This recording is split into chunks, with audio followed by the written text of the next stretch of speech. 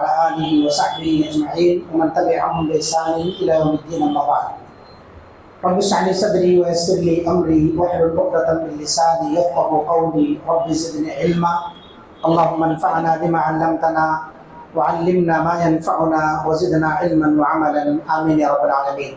گزشتہ درس میں آپ حضرات کے سامنے فرض نماز کے بعد کے اذکار کی اہمیت بیان کی گئی تھی کہ جو آدمی فرض نماز ختم ہو جانے کے بعد اپنی جگہ پر بیٹھ کر کے اذکار پڑھتا ہے تو جتنی دیر تک وہ اذکار میں مشغول رکھتا ہے اپنے آپ کو، فرشتے اس کے حق میں دعا دیتے ہیں، اللہم اغفر لہ اللہم ارحمہ، اے اللہ اس کے گناہوں کو بخش دے، اس پر رحم فرما، اور ایک روایت میں اللہم تب علیہ، اللہ اس کی توبہ قبول فرما۔ گویا 3 دعائیں دیتے ہیں فرشتے، یہ کب تک؟ جب تک آپ فرض نمازوں کے بعد کے اذکار میں اپنے آپ کو مصروف رکھتے ہیں، دنیاوی گفتگو میں نہیں لگاتے ہیں، آپ اپنے آپ کو کسی ایسی چیز میں نہیں مبتلا کرتے ہیں جو عبث اور بیکار ہو، اسی طرح سے آپ وضو کی حالت میں آپ کا وضو برقرار ہو اذکار پڑھنے کے دوران تک، تو آپ فرشتوں کی دعاؤں کے مستحق ہوتے ہیں۔ یہ بہت اہم وقت ہے، ہم اسے ضائع اور برباد کر دیتے ہیں۔ دیکھا یہ جاتا ہے، کل بھی میں نے یہ جو ہے کمنٹ کیا تھا کہ جیسے ہی نماز ختم ہوتی ہے لوگ اپنی جگہ پر سے فوراً اٹھ کے کھڑے ہو جاتے ہیں۔ یہ بہت قیمتی وقت ہے، یہ دعا کی قبولیت کے اوقات میں سے ہے، اس کا ہمیں دھیان دینا چاہیے۔ ہماری دعائیں قبول ہوتی ہیں کب؟ ان اوقات کا ہمیں خیال رکھنا چاہیے، اور جو آدمی عقل مند ہوتا ہے وہ ان اوقات کا خیال کرتے ہوئے دعائیں کرتا ہے۔ جیسے دعا کی قبولیت کے اوقات میں سے اذان اور اقامت کے درمیان دعا قبول ہوتی ہے۔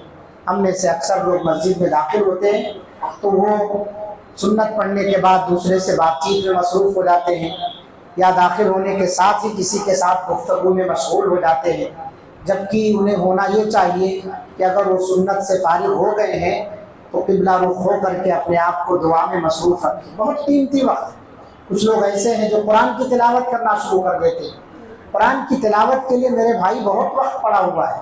یہ جو 15 منٹ کا، 12 منٹ کا، 13 منٹ کا جو وقت ہے اس میں آپ دعا کیجیے کثرت سے، دعا کی قبولیت کے اوقات ہیں۔ اسی طرح سے فرض نماز کے بعد بھی جو وقت ہے، جتنی دیر تک آپ اپنی جگہ پر رہیں گے یہ دعا کی قبولیت کا وقت ہے، اس میں آپ دعا کیجیے۔ اللہ کے رسول صلی اللہ علیہ وسلم فرض نمازوں سے سلام پھیرنے کے بعد اذکار کا اہتمام فرماتے تھے، اور بہت سے اذکار آپ صلی اللہ علیہ وسلم نے صحابہ کو سکھلائے ہیں، ان کی فضیلت بھی بیان فرمائی ہے۔ ان میں سے کچھ اذکار کی تفصیل آج کے درس میں آپ کے سامنے رکھی جا رہی ہے۔ تو جیسے ہم سلام پھیرتے ہیں، سلام پھیرنے کے بعد اللہ اکبر ایک مرتبہ کہنا چاہیے۔ حضرت عبداللہ ابن عباس رضی اللہ عنہما سے روایت ہے، میں نبی صلی اللہ علیہ وسلم کی نماز کے ختم ہونے کو تکبیر سے جان لیتا تھا، یعنی جب نماز پڑھ لیں آپ تو اللہ اکبر جب بولیں گے تو پیچھے آنے والا جو شخص ہے وہ سمجھ لے گا کہ جماعت ختم ہو گئی، اللہ اکبر سے، کیونکہ سلام پھیرنے کے بعد پھر مزید اللہ اکبر بیٹھے بیٹھے کوئی نہیں کہتا ہے، کھڑا ہوگا رکعت پڑھنے کے لیے، اور وہ زور سے نہیں بولتا ہے رکعت پڑھنے والا جس کی رکعت چھوٹی ہوئی ہے۔ اس کا مطلب اگر آپ بیٹھے ہیں تو بعد میں کوئی شخص آ رہا ہے تو اس کے لیے ایک اعلان ہوتا ہے کہ جماعت ختم ہو چکی ہے۔ اور ایک اہم نقطہ آپ کے سامنے یہ ہے کہ یہ اذکار بلند آواز سے پڑھے جائیں، یعنی اتنا بلند کہ آپ کے بازو والا آدمی سن لے۔ بہت سارے لوگ کمنٹ کرتے ہیں کہ امام صاحب آپ سلام پھیرنے کے بعد زور سے اللہ اکبر استغفر اللہ بولتے ہیں، ہماری رکعت چھوٹی ہوئی رہتی ہے تو ہم کو اس میں ڈسٹرب ہوتا ہے۔ آپ جب زور سے بولتے ہیں تو ہمیں ڈسٹرب ہوتا ہے، یہ اللہ کے رسول صلی اللہ علیہ وسلم کی سنت ہے، زور سے بولنا چاہیے۔ فرض نماز کے بعد کے اذکار زور سے پڑھنا چاہیے باقاعدہ طور سے، تو آپ زور سے پڑھیں اس کو، اللہ اکبر۔ کیونکہ اس سے سامنے والے کو معلوم ہو جائے گا کہ نماز ختم ہو گئی ہے۔ دوسری روایت کے الفاظ ہیں کہ کہ ہمیں رسول اللہ صلی اللہ علیہ وسلم کی نماز کے اختتام کا علم نہیں ہوتا تھا مگر تکبیر سے، یعنی جب آپ سلام پھیرنے کے بعد اللہ اکبر بولتے تھے تو ہم سمجھ جاتے تھے کہ آپ کی نماز ختم ہو چکی ہے۔ ایک مرتبہ یہ بولنا ہے، اس کے بعد آپ کو 3 مرتبہ استغفر اللہ استغفر اللہ استغفر اللہ کہنا ہے۔ ابھی تک تو آپ نماز میں تھے، پھر مزید بخشش کیوں طلب کر رہے ہیں؟ کوئی گناہ کا کام تو کیے نہیں ہے، پھر کیوں اللہ تعالیٰ سے بخشش طلب کر رہے ہیں؟ یہ پوائنٹ ہے کہ فرض نمازوں کے بعد آدمی پوری نماز میں نیکی میں مشغول رہتا ہے، اس کے بعد کیوں کہہ رہا ہے استغفر اللہ استغفر اللہ؟ اس کا جواب اہل علم نے یہ دیا ہے کہ ہو سکتا ہے نماز میں کچھ چوک ہو گئی، ہو سکتا ہے کہ میرا ذہن نماز میں کہیں ادھر سے ادھر چلا گیا ہو سکتا ہے کچھ ارکان کی ادائیگی میں مجھ سے کمی واقع ہو گئی ہو، واجبات کی ادائیگی میں کمی واقع ہو گئی ہو، تو اللہ پکڑ مت کرنا، مجھے معاف فرما دینا۔ نیکی تو ہوئی ہے لیکن وہ نیکی تیری مرضی کے مطابق ہوئی ہے کیا؟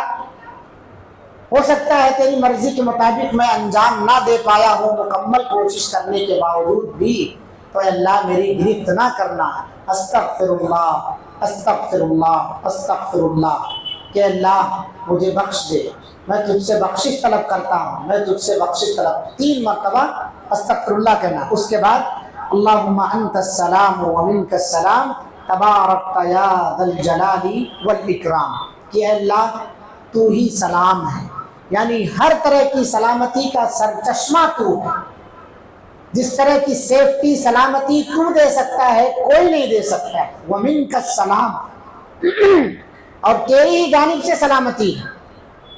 کوئی اس دنیا کے اندر پیر ہو، کتب ہو، اوتاد ہو، اقطاب ہو، اولیاء ہو، کوئی سلامتی نہیں دے سکتے، ہر طرح کی سلامتی تیری جانب سے ہے۔ تبارک کا، تیری ذات بابرکت ہے، یا ذا الجلال والاکرام، اے عزت والے اور اے بڑی شان والے، اے کرم والے۔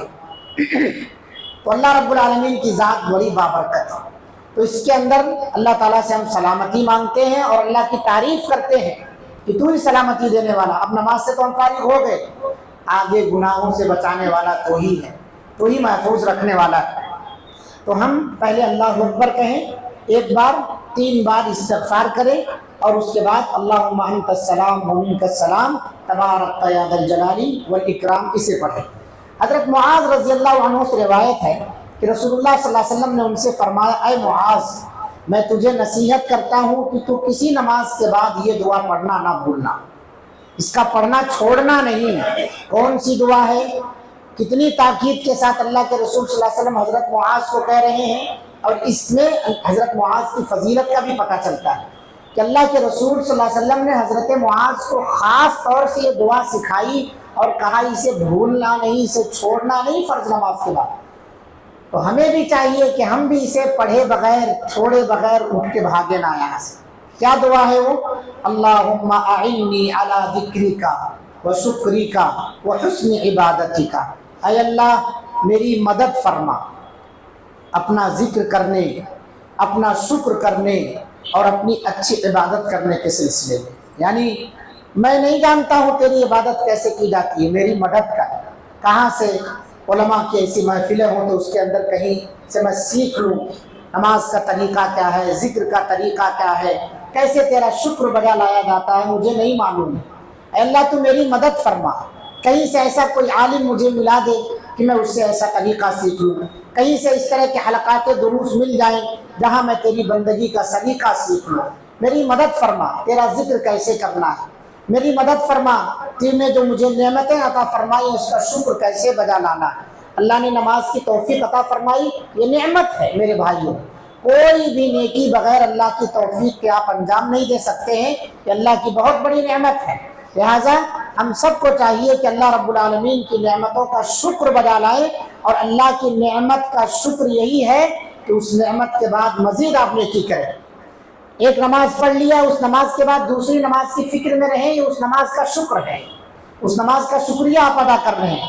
آپ نے عشاء پڑھ لی، فجر کی نماز کی فکر میں آپ سوئیں کہ مجھے فجر میں اٹھنا ہے، جلدی سونے کا اہتمام کریں، سونے کے اذکار وغیرہ پڑھ کر کے، اچھی نیت کر کے، الارم لگا کر کے سوئیں کہ فجر کی جماعت اتنے بجے ہے، 15 منٹ 20 منٹ پہلے مجھے جاگنا ہے مسجد تک پہنچنے کے لیے، جماعت کو حاصل کرنے کے لیے۔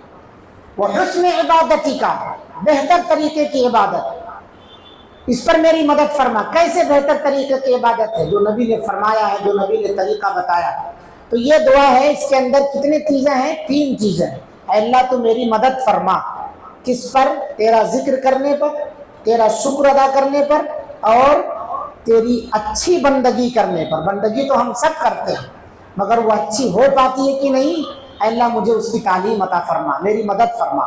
اسی طرح سے حضرت مغیرہ بن شعبہ رضی اللہ عنہ سے روایت ہے، نبی صلی اللہ علیہ وسلم ہر فرض نماز کے بعد یہ دعا پڑھتے تھے، لا الہ الا اللہ وحدہ لا شریک لہ، لہ الملک ولہ الحمد وہو علی کل شیء قدیر، اللہم لا مانع لما اعطیت ولا معطی لما منعت ولا ينفع ذا الجد منک الجد۔